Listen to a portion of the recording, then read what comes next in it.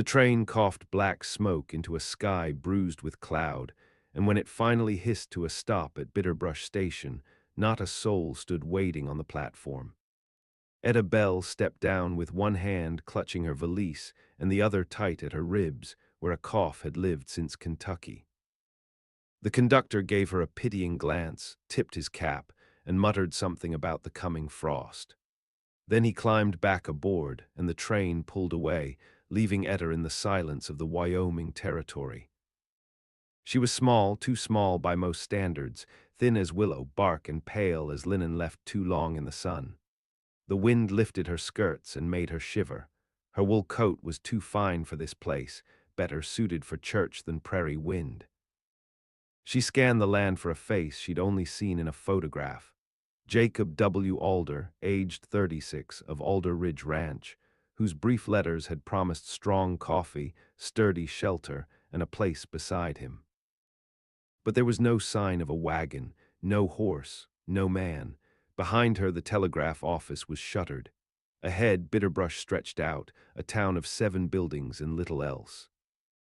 A saloon, a general store, a church, 2 homes, a livery, and a one-room jail. No inn, no doctor. By noon, her coughing had worsened. She tried the general store, where the proprietor, Mrs. Elna Hook, eyed her with the thin-lipped suspicion reserved for newcomers. Etta asked about Mr. Alder. Mrs. Hook's face tightened. "He married all right," the woman said, "to a girl from over in Sweetgrass. Stronger stock." Etta held herself upright, even as the news slid into her like a rusted knife. She hadn't known how frail she looked until the letters stopped 3 weeks back. Hadn't known he'd stopped waiting. She slept that night in the hayloft above the livery, tucked under an old horse blanket, lungs aching and heart hollow. She did not cry. She cried all her tears in her mother's house, when the fever took her brothers one by one and her father let the banks strip their land bare. She had thought herself hardened, but this rejection came quiet and cold and final. Come morning, she borrowed a pail and washed herself in the river. She did not write home. There was no home left to write to. By the 3rd day, she took to mending garments at the back of the store in exchange for salt pork and thread. She kept her head low, eyes on her needle, coughing when no one could hear. The town watched her like a coyote watches a dying calf, curious but waiting for the stillness. On the 7th day, the man arrived. He rode down from the hills like a figure carved out of the stone itself. Broad-shouldered, tall, his beard thick and sun-bleached. His coat was buffalo hide and his boots still wet from river crossings. They called him August Finch. Owned 60 acres up in Blackthorn Hollow, said little, smiled even less. He came in for nails and flour and paused when he saw her. He didn't speak, not at first, just looked at her with those pale eyes, and she looked back, too tired to be ashamed. "Mrs." Hook leaned over the counter and whispered loud enough for her to hear, "That's August. Don't bother trying." But August didn't walk past. He watched Etta thread her needle, saw the way her hands trembled despite their precision. After a long minute, he set his sack of flour on the counter. "Who's she?" "Mail-order bride, got left." He nodded slow, then looked to Etta. "Can you cook?" She met his gaze. "I can read, I can sew, I can patch wounds. I can boil water for bone broth and keep a fire lit through the night." His eyes stayed on hers. "You cough like it's killing you." "It's not," she said, "not yet." He tilted his head. "You know how to tend goats." "No," she said. "But I can learn." He nodded once, turned to Mrs. Hook. "I'll need 2 sacks of feed and another blanket." Then he looked at Etta again. "Get your things." And just like that, she stood. The trail to Blackthorn Hollow rose in sharp switchbacks, stitched through wind-scoured hills and brittle pine. Etta rode behind August on his draft horse, her valise strapped behind the saddle, her hands clutching the rough leather of his coat. The sun dipped low, bleeding red through the clouds, and the cold deepened with every step into the higher country. August didn't speak, not to fill silence or offer comfort. He moved with the steady patience of a man long used to solitude. The kind of man who cut his wood in the fall, cured his own meat, and buried what needed burying without ceremony. When they reached the cabin, dusk had folded over the land. It was small but solid, rough-hewn timber walls, a stone chimney, smoke rising faint. A goat pen stood half-frozen behind it, and Alinta held kindling and pelts. He dismounted and helped her down without a word.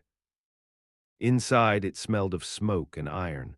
A single table, a potbelly stove, 2 chairs, no woman's touch, no lace curtains or soft linens, just warmth and order. "You can sleep on the cot for now," he said, setting her valise down near the stove. "Until we see how things work." She nodded and stood still, waiting to be told more. But August had already moved to the stove, tossing in more pine and setting a kettle to boil.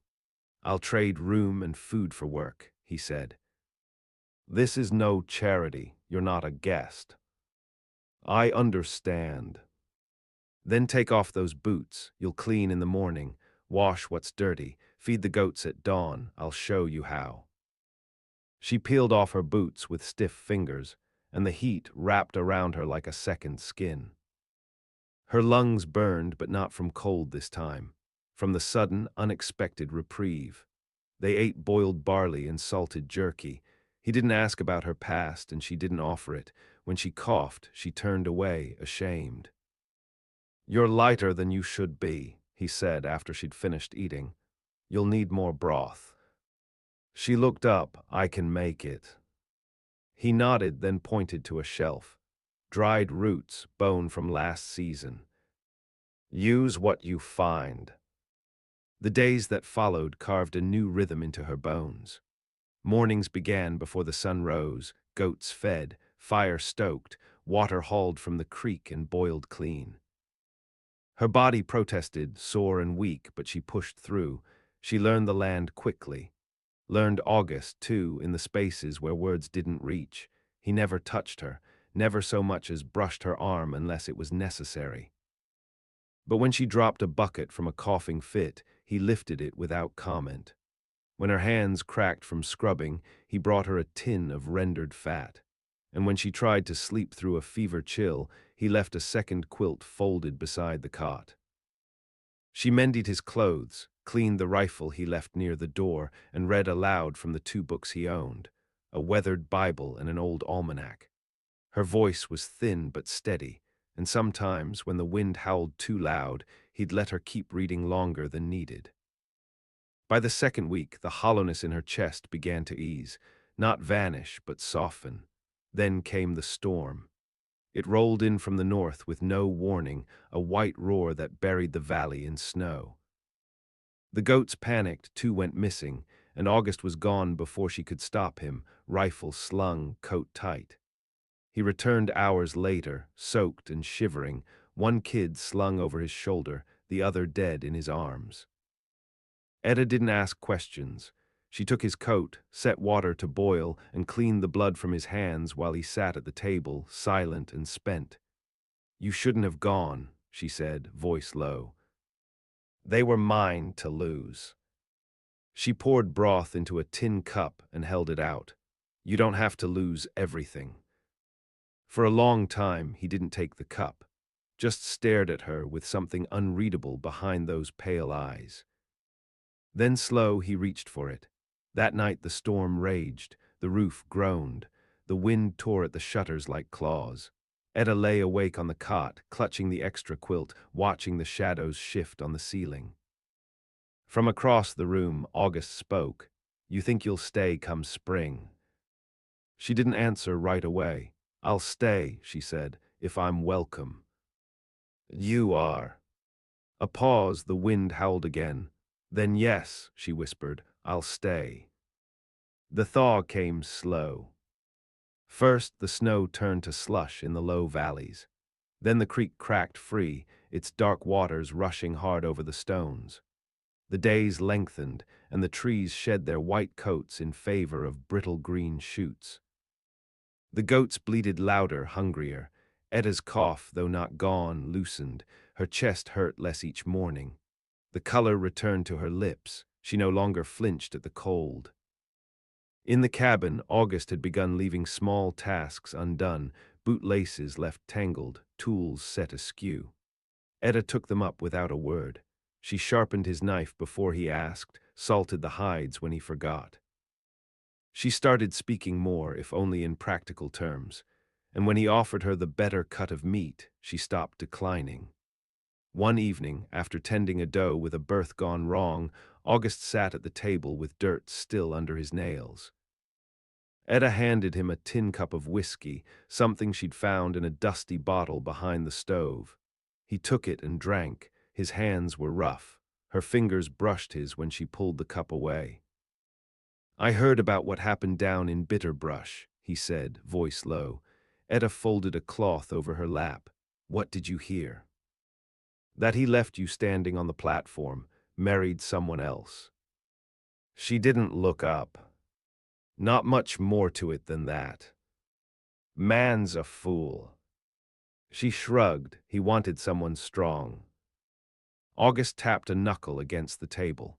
"You built a fire in the middle of a blizzard, cleaned a berth that nearly killed a goat, learned the land in a season. That's strength." Etta met his eyes then. They weren't soft, but they weren't hard either. "I had to survive, that's all." He nodded. "That's enough." Later, she found herself alone outside, wind brushing through her skirts. The moon hung full over Blackthorn Hollow, casting the land in silver. She leaned against the fence, watching the goats settle, the mountain quiet all around her. Her fingers curled around the rough wood, and her breath came slow, measured. The stillness no longer frightened her. In April, the first stranger arrived. He came on foot, boots worn to the heel, and asked for shelter for the night. August offered him a place by the fire and half a tin of beans. Etta stayed quiet, watching the man's eyes, the way they lingered on the rifle leaning near the door. He asked too many questions, about the goats, the land, how far the nearest town was, whether August and Etta were married. August didn't answer. Neither did she. By morning, the man was gone, but a length of rope was missing from the lean-to, and one of the goats limped like it had been kicked. August spent the day setting traps farther up the ridge. When he came home, his expression was carved from stone. "There'll be more," he said. "That one was just looking." "For what?" "Easy things to take." Etta felt the cold again then, but not the kind that came from snow. The kind that lived in men's hearts when they saw a woman left alone. The next morning, she picked up the rifle. She'd never held one before, but her hands didn't shake. August watched her. "You planning on using that?" "If I need to." He nodded. "I'll show you how it kicks first." They spent the day in the clearing beyond the creek. He lined up old cans on a split rail and showed her how to brace her shoulder, how to breathe before the shot. Her first try missed wide, but the second knocked a can spinning. By evening, her aim was steady. "You've got good eyes," he said. "I used to thread needles in candlelight." He smiled then, not much, but enough. She began sleeping better after that, not because the world was safer, but because she no longer felt helpless inside it. And then, in early May, a letter came. Folded and stained, left by a passing trapper. No address, just her name on the front. Inside was a single line: "He's coming to find you." There was no name, no return. Etta read it once, then again. Her hands went still. She stood by the stove a long time before she showed it to August. He read it without speaking. "Who is he?" he asked finally. Her voice was quieter than the wind. "My father." The last time Etta had seen her father, she'd been holding her youngest brother's hand as he died. The fever had thinned the boy to bones and breath, and their father had stood at the door, unmoved. Not from cruelty, not exactly. Just the kind of man who believed death was the Lord's work and softness a sin. He'd told her she was too small to carry the family name, said she'd been a mistake since birth. When she ran away, she hadn't expected him to follow.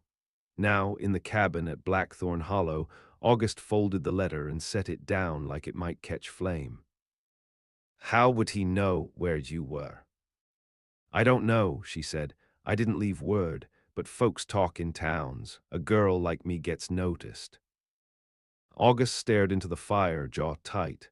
"Then we get ready." The days that followed took on a new sharpness.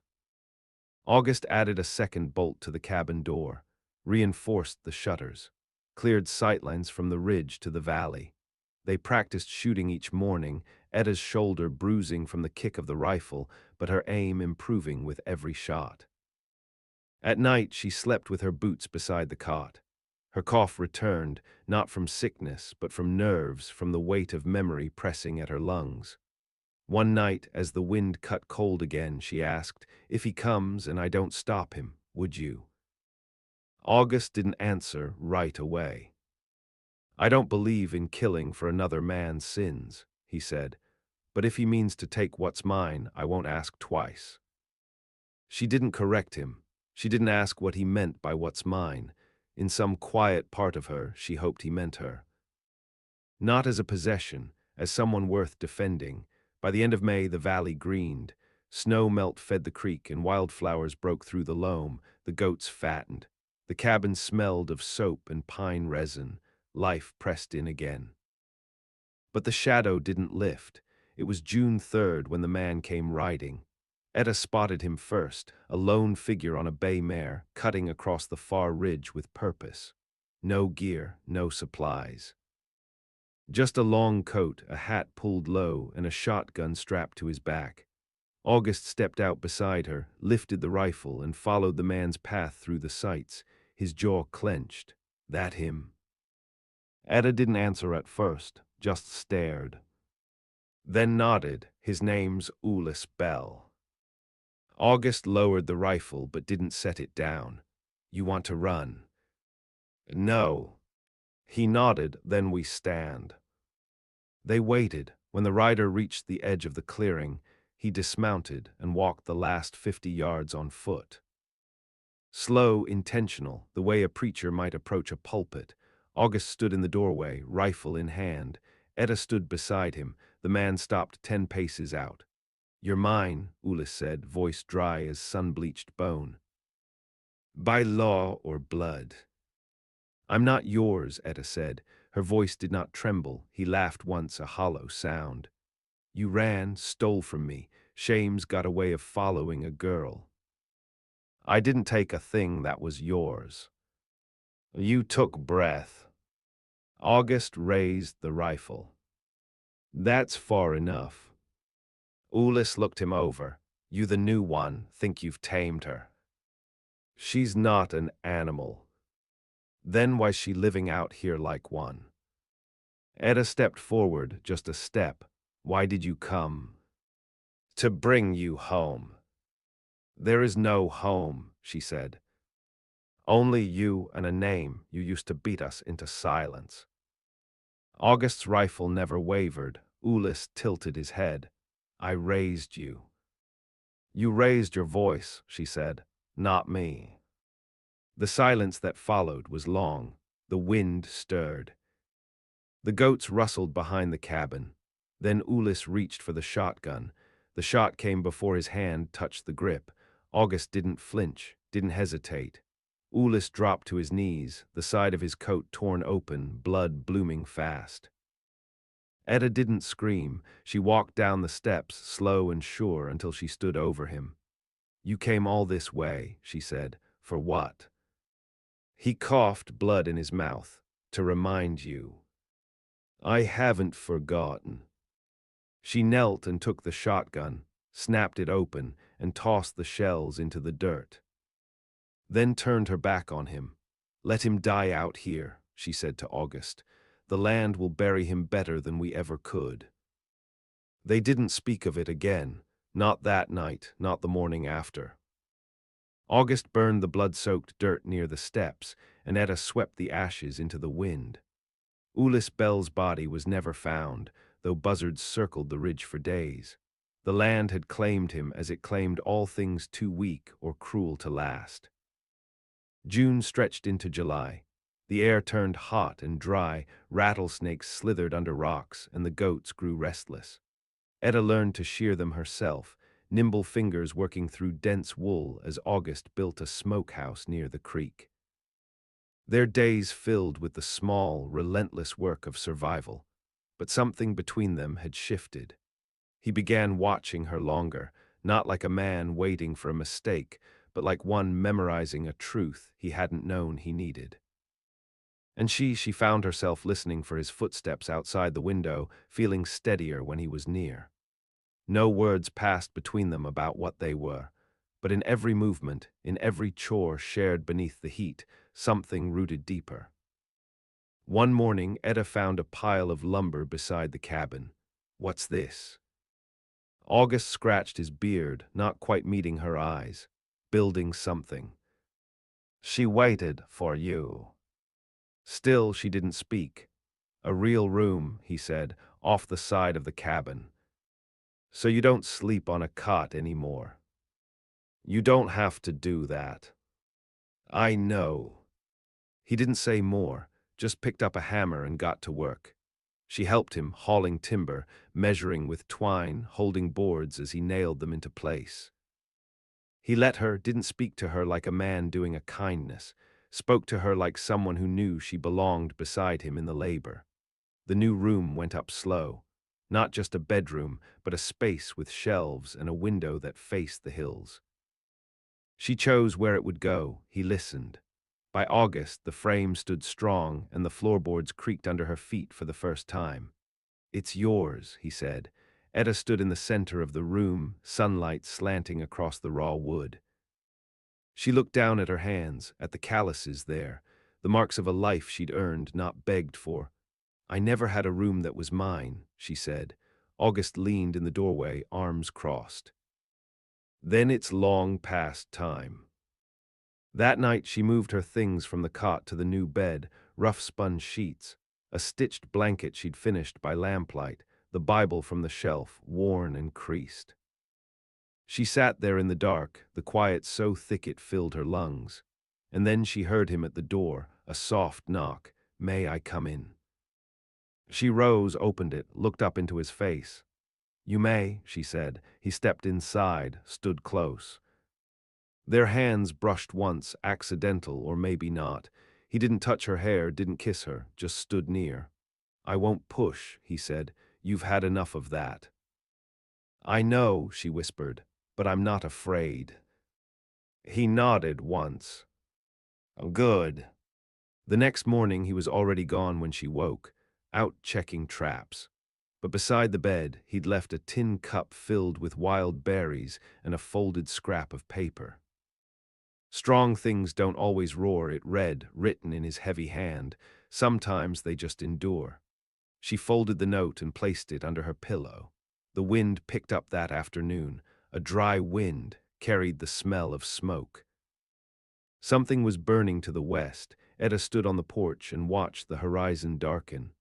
August returned at dusk, his face grim. "Fire near Barlow's Pass," he said. "Too far now, but if the wind shifts, it'll come fast." They packed that night. Not to run, to fight it if it came. She helped him wet the perimeter with buckets from the creek, cleared brush, dug trenches.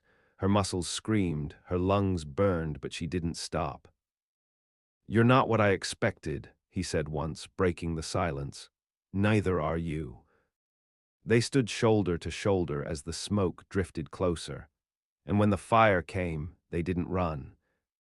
The fire came like a charging beast, orange and wild, eating sky and scrub and shadow. It moved faster than any storm, carried on a shifting wind that made the trees moan before they burned. Etta tied a damp cloth around her mouth, eyes stinging, arms raw from the bucket line. August worked without pause, sweat streaking through soot on his face, his hands blackened with ash. They didn't speak, not once. The fire spoke enough. They beat back the edge of it with wet burlap sacks, circled the cabin in smoke, smothered sparks before they caught in the eaves. When the flames lunged close, August poured creek water over the roof. Etta kept the goats penned, wrapped in wet canvas. One died anyway, smoke in its lungs, legs trembling until they stopped. The heat bent the air into waves. The sky turned the color of rusted blood. They worked through the night. And in the still hour before dawn, the fire passed them by. The cabin stood, charred along the western wall, but still whole, the new room untouched. The land beyond was black. Hillside to horizon, the trees burned hollow, their trunks glowing red in the dark like ghosts with no skin. Ash fell like snow. They buried the dead goat near the creek. August said nothing during the digging. Etta stood beside him, her hand on the shovel, then on his arm. When it was done, they sat on the porch steps and watched the valley smoke. "You should have left," he said finally. "I did, once. It wasn't better." He looked at her, not with pity. "With weight, you've earned something more than this." "So have you." Silence settled again. It was a silence that didn't ache. In the weeks after, they rebuilt, patched the cabin wall, moved the goat pen farther east. August hunted deer deeper in the mountains, and Etta dried the meat on racks she built herself. The work went slower with only 8 goats left, but there was less to guard, less to feed. And the air, though thick with memory, began to sweeten again. People from Bitterbrush came late in the month, riders on skinny horses, news passed mouth to mouth. They saw the land blackened and asked if they'd survived it alone. "We had what we needed," August said. Etta stood behind him, arms crossed, face clean, eyes steady. One of the riders, a merchant from town, offered her a ride back. "If you're still looking for a husband," he said, half joking. "I found one," she replied, "and I kept the land too." After they left, August raised an eyebrow. "Didn't know that's what we were." "You built me a room," she said. "What did you think it meant?" He smirked. It was the first time she'd seen him smile with his teeth. "I thought maybe it meant you were staying." "I am." "Then it means whatever you want it to." She stepped close, her fingers brushing his calloused ones. "What do you want it to mean?" He looked down at her, the scar along his knuckle catching the light. "That you're not sleeping in that bed alone anymore." And they didn't marry, not right away, not with paper or preacher. But they shared a bed, a table, a rifle, and a life. Etta began carving her name into the doorframe of the new room, not with initials, with each passing year. A small line for every spring survived, every storm beaten back.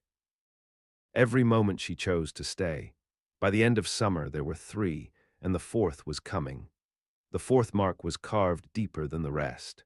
Etta used the hunting knife August had given her last winter, bone-handled, heavy, the blade dulling from years of use. She carved slow, the weight of her hands steadier than it had ever been. When she finished, she stepped back and looked at the doorframe, each notch a testament to a life endured and earned. By late autumn, her belly had begun to show. Just enough that she could no longer carry the water pails without strain. August noticed first, though he didn't say anything until she set down the basin and caught her breath too slow. "I'll haul it," he said, not a question. Not a request. She wiped her hands on her apron. "I'm not broken." "No," he said, looking at her like she was something holy. "You're building." They spoke little of the child, not from fear, but reverence. As if naming it too soon might undo the quiet miracle they had been granted. Etta ran her hands over her stomach in the still mornings before dawn, sitting on the porch steps with a shawl wrapped around her shoulders, feeling the land sleep beneath frost and silence. The fire had not returned. The goats birthed again. The trees along the creek grew new leaves, thinner and more brittle, but alive. When the snow came that year, it came soft, not the screaming blizzards she remembered from that first winter. Just a steady hush that covered the cabin, the fields, the graves. One night, as the wind rattled loose ice from the eaves, Etta woke to pain low and sharp. She rose without panic, lit the lantern, woke August with a whisper. "It's time." He didn't fumble, just nodded, stood, lit the second lantern, and laid down the blankets they'd prepared weeks ago. They had no midwife, no doctor, just boiled water and memory and faith. The labor was long. The kind of long that bends time into a prayer. She gritted her teeth through the pain, fingers clutching August's hand until blood rose beneath his nails. He said nothing, just held on. When the child came, the scream was thin, piercing, angry with life. A girl.